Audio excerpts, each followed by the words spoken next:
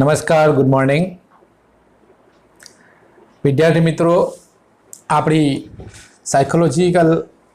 Psychology in Gujarati YouTube ચેનલમાં આપનું સ્વાગત છે. આજે આપણે ધોરણ 12 મનોવિજ્ઞાનમાં 7મા પ્રકરણની ચર્ચા કરીશું ફ્રેન્ડ્સ. એ પહેલાં થોડીક આપણે એની પ્રસ્તાવના જોઈ લઈએ. તો અગાઉ આપણે જોયું હતું કે મનોભાર અને મનોવિકૃતિઓ. તો મનોભારના કારણે કેટલીક મનોવિકૃતિઓ ઉત્પન્ન થાય છે અને મનોભારના કારણે જ કેટલાક માનસિક રોગો થવાની શક્યતાઓ વધી જાય છે, જેને આપણે માહિતી પ્રાપ્ત કરી. અહીંયા પણ આપણે ચિત્રમાં જોઈ શકીએ છીએ કે આ વ્યક્તિ જે દેખાય છે ડિપ્રેશનમાં, આ પણ જુઓ. આવા અલગ અલગ પ્રકારના મનોભારોના કારણે માનસિક રોગો થવાની શક્યતાઓ વધી જાય છે, અથવા તો મગજની રચનામાં ખામી હોવાના કારણે, ચેતા પ્રવાહોમાં ખામી હોવાના કારણે પણ કેટલાક માનસિક રોગો થવાની શક્યતાઓ વધી જાય છે, અને જેના કારણે વ્યક્તિના રોજિંદા જીવન ઉપર તેની નકારાત્મક અસરો પડે છે અને વ્યક્તિ પોતાના રોજબરોજના કાર્યો સારી રીતે કરી શકતા નથી. તો હવે શું થાય અને કેવી રીતે બચી શકાય? તો તેના માટે સૌપ્રથમ તો આપણે આપણા સમાજના વડીલો, શિક્ષકો, માતા પિતા વગેરે પાસેથી એ સમસ્યાના ઉકેલો મેળવવાના પ્રયત્નો કરતા હોઈએ છીએ, પરંતુ ખરેખર એની સાચી રીત અને સાચી પદ્ધતિ એ સલાહ અને મનોપચાર છે. જે માનસિક રોગો અથવા જે મૂંઝવણો વ્યક્તિને થઈ રહી છે એમાંથી બચવા માટે જે વૈજ્ઞાનિક પદ્ધતિ છે એ વૈજ્ઞાનિક પદ્ધતિ સલાહ અને મનોપચાર છે. ઘણા લોકો વડીલો પાસેથી, શિક્ષકો પાસેથી, સમાજના ધાર્મિક ધર્મગુરુઓ પાસેથી પણ એની સલાહ લેતા હોય છે, પરંતુ તે લોકો અનુભવી હોય છે થોડા ઘણા, પરંતુ ખરેખર તેમની પાસે વૈજ્ઞાનિક પદ્ધતિ નથી હોતી. મનોવિજ્ઞાનમાં આવા માનસિક રોગો, મનોભારો, મનોવિકૃતિઓને સામાન્ય કરવા માટે, તેવા રોગોમાંથી વ્યક્તિને બહાર લાવવા માટે જે વૈજ્ઞાનિક રીતનો ઉપયોગ થાય છે, પદ્ધતિનો ઉપયોગ થાય છે, અને તેના દ્વારા વ્યક્તિની સમસ્યાઓને દૂર કરવામાં આવે છે. તો એમાં બે પદ્ધતિઓ છે, એક છે સલાહ અને બીજું છે મનોપચાર. સલાહ એ સામાન્ય અર્થ લાગે છે, સામાન્ય શબ્દ લાગે છે, પરંતુ ખરેખર એની જે સલાહ છે, સલાહની પદ્ધતિ છે, સલાહ કઈ રીતે આપવામાં આવે છે એને અહીંયા મનોવિજ્ઞાનમાં ખૂબ જ વૈજ્ઞાનિક રીતે બતાવવાનો પ્રયત્ન કર્યો છે, અને એ પદ્ધતિનો ઉપયોગ કરીને વ્યક્તિની સામાન્ય સમસ્યાઓ અને તાત્કાલિક એના જે ઉકેલો તેને જોઈતા હોય છે તે સલાહ દ્વારા પ્રાપ્ત કરી શકાય છે. અને જે માનસિક રોગો છે, મનોભારો છે, મનોવિકૃતિઓ છે, એ મનોવિકૃતિઓને દૂર કરવા માટે મનોપચાર પદ્ધતિનો ઉપયોગ કરવામાં આવે છે. રોજબરોજની જે સામાન્ય મૂંઝવણો છે, સમસ્યાઓ છે, ચિંતાઓ છે, એને દૂર કરવા સલાહ લેવામાં આવે છે, કાઉન્સિલર પાસે જવામાં આવે છે અને કાઉન્સિલિંગ થાય છે, અને તેની પણ કેટલીક રીતો અને તેના પદ્ધતિઓ, તેના સોપાનો, તેના પગથિયાઓ હોય છે. તો ફ્રેન્ડ્સ, આજે આપણે અહીંયા આ ટોપિકમાં સર્વપ્રથમ સલાહનો અર્થ અને સલાહની જે સલાહના તત્વો છે એને આપણે સમજૂતી પ્રાપ્ત કરીશું. ફ્રેન્ડ, સલાહના જે તબક્કાઓ છે એની આપણે ચર્ચા કરીશું. તો ચાલો જોઈએ સલાહ અને મનોપચાર.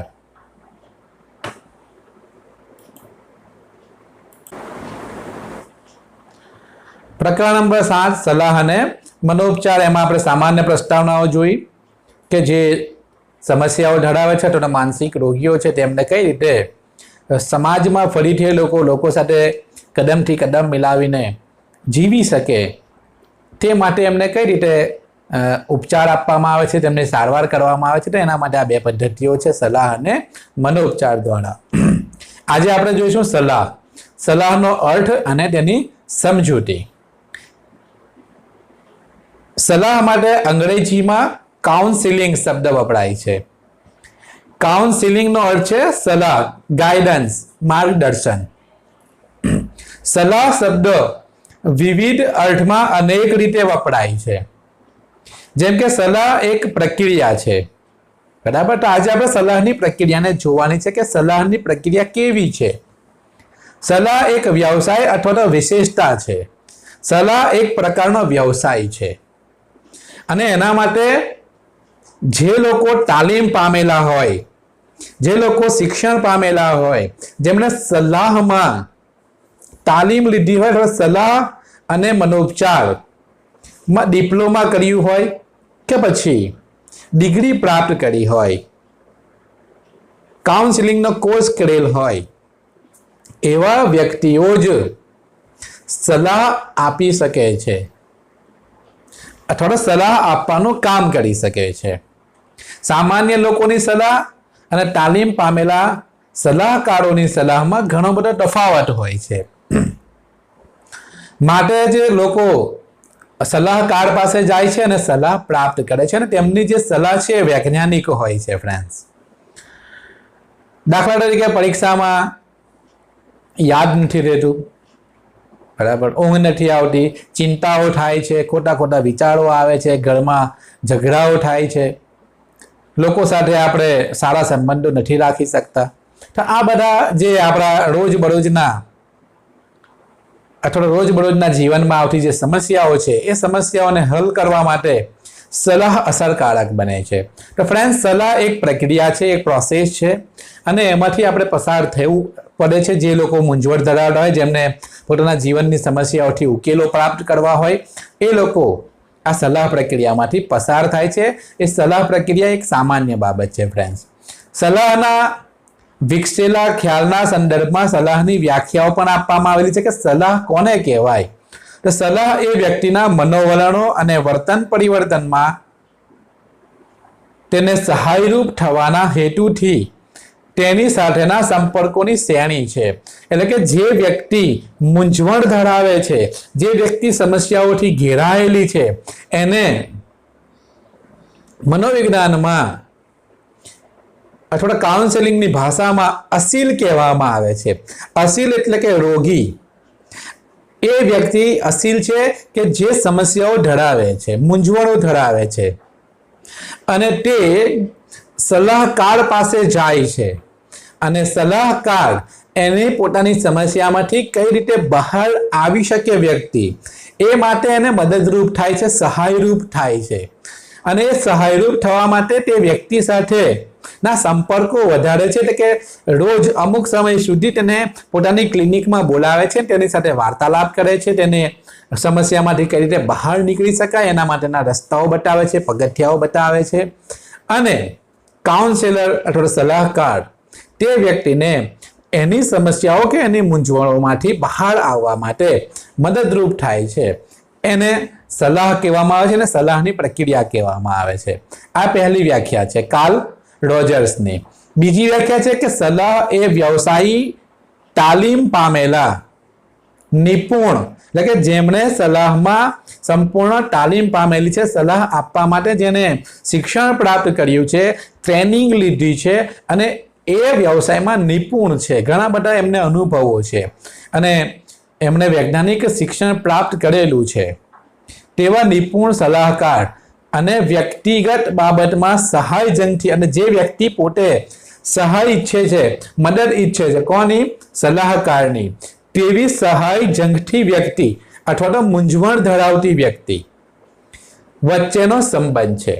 તો સલાહ એ સલાહકાર એટલે કે સલાહ આપનાર અને સલાહ ઈચ્છતી એટલે કે સમસ્યા ધરાવતી વ્યક્તિ વચ્ચેનો સંબંધ છે. ખૂબ જ ઈજી વ્યાખ્યા છે.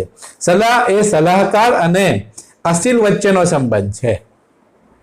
બરાબર, તો આ વ્યાખ્યા પણ ઈજી છે, આ યાદ રાખજો તમે. સલાહ બે અથવા બે થી વધુ વ્યક્તિઓ પ્રત્યક્ષ સંપર્કમાં આવે છે. સલાહની પ્રક્રિયા કેવી છે કે સલાહ દરમિયાન બે વ્યક્તિ એટલે કે જે મૂંઝવણો ધરાવે છે તે, જેને સલાહ જોઈએ છે તે, અને સામે સલાહ આપનાર વ્યક્તિ, આ બે વ્યક્તિ અથવા બે થી વધારે વ્યક્તિઓ વચ્ચેનો સંપર્ક છે. અને એ સંપર્ક કેવો છે? પ્રત્યક્ષ ટેલિફોનિક નથી, પત્ર વ્યવહાર દ્વારા નથી, પરંતુ રૂબરૂ સામસામે બેસીને સલાહની પ્રક્રિયામાંથી પસાર થવામાં આવે છે અથવા સલાહ લેવામાં આવે છે.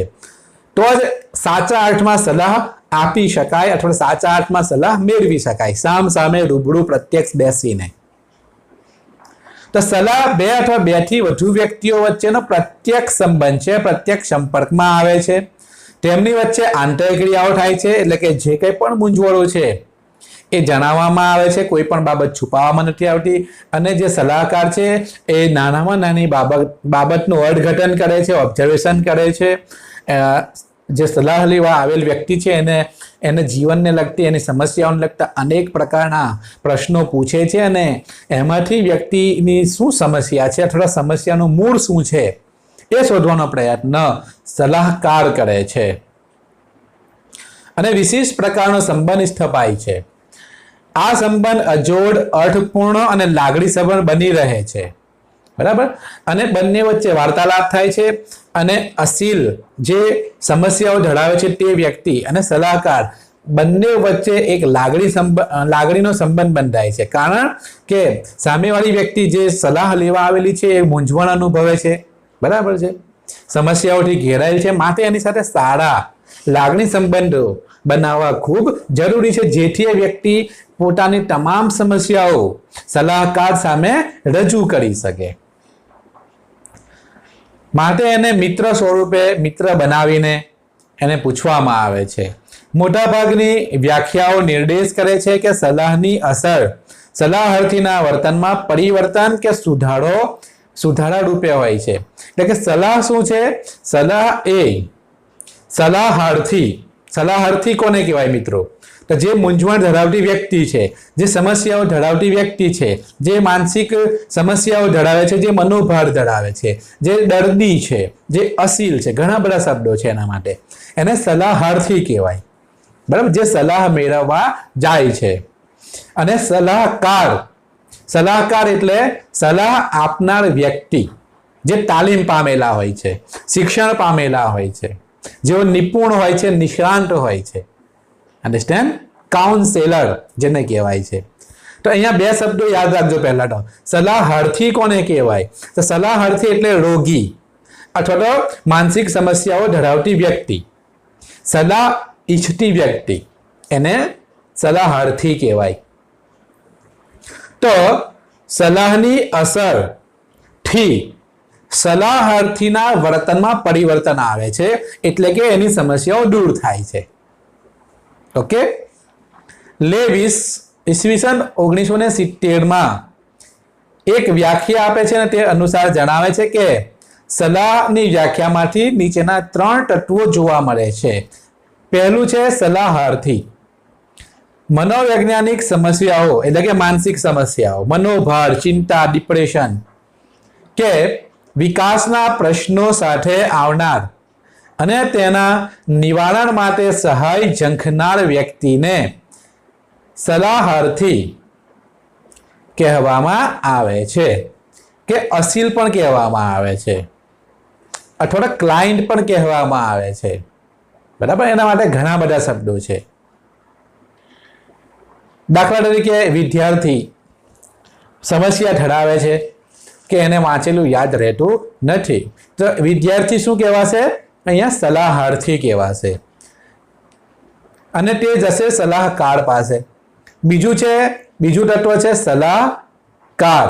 સલાહકાર કોને કહેવાય? તો સલાહકાર એ મનોવૈજ્ઞાનિક સમસ્યાઓ કે વ્યક્તિના પોતાના વિકાસના પ્રશ્નો હલ કરવામાં અન્ય વ્યક્તિને, અસીલને, ક્લાયન્ટને, સલાહર્થીને સહાયરૂપ બની રહે તેવી જરૂરી લાયકાતો અને કૌશલ્યો, એવી ડિગ્રી પ્રાપ્ત કરી હોય, શિક્ષણ પ્રાપ્ત કર્યું હોય, તેની પાસે આવડત હોય, કૌશલ્યો પણ ધરાવતા હોય અને વ્યવસાયી તાલીમ એટલે કે તેમણે ટ્રેનિંગ પણ લીધેલી હોય, તેવા તાલીમ પામેલા માણસને આપણે સલાહકાર એટલે કે કાઉન્સેલર કહીશું. અને ત્રીજી બાબત છે પારસ્પરિક આંતરક્રિયા. સલાહની પ્રક્રિયામાં આ 3 બાબતો હોય છે. કોણ કોણ હોય છે? સલાહર્થી, સલાહકાર અને પારસ્પરિક આંતરક્રિયા. પારસ્પરિક આંતરક્રિયા એટલે પરસ્પર આપલે અથવા તો વાર્તાલાપ.